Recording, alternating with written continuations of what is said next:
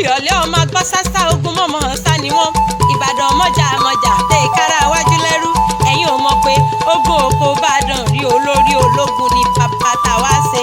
Olúyọ̀lé ní dákanlù kan bẹ̀rẹ̀ lójú ogun. Èèyàn tí ò bá bá wa nájà ní dùgbẹ́ kò ní mọ̀ pómíà. Dálù bọ̀sà lomi ará oko. Ẹlẹ́yẹlé lomi tí tẹrú tọmọ láyípo ń mu. Àṣejìrẹ́ lomi àbùmùbùmù lókè àwọn baba ńlá baba tó bẹ́yìn lọ́mọ. Ìbàdàn yìí ní í ṣe lójò, ìlú Àjàyí, ìlú Ìbíkúnlẹ̀, ìlú Ògúnmọ́lá tí ìṣòlódò kẹ̀rìírí lójú ogun ẹ̀yìn lówó ṣòkòtò kẹ̀mbẹ̀rẹ̀ bí ìjà. Àgbàlá Ògúnmọ́lá wa ti gbọ́ tó kòkó sáré. Àgbàlá Ògúnmọ́lá wa jókòó bá bẹ́ẹ̀ lómi lọ. Ìbàdàn amèsì ọ̀rọ̀ àwùgọ̀. Ọmọ agbọ́ sásá ogun mọ́mọ́ sá ni wọ́n. Ìbàdàn yìí lọ́mọ agbọ́ yàyà. Ìbàdàn yìí lọ́mọ agbọ́ yàyà mọ́mọ́ ya. Gbogbo ọmọ Ìbàdàn nílé Olúyọ̀lé ẹ mọ gbóhùn ẹnu mi ìjàgboro níjà gbogbo Ìbàdàn. Mbádélé àrólù Mbádélé àrólù.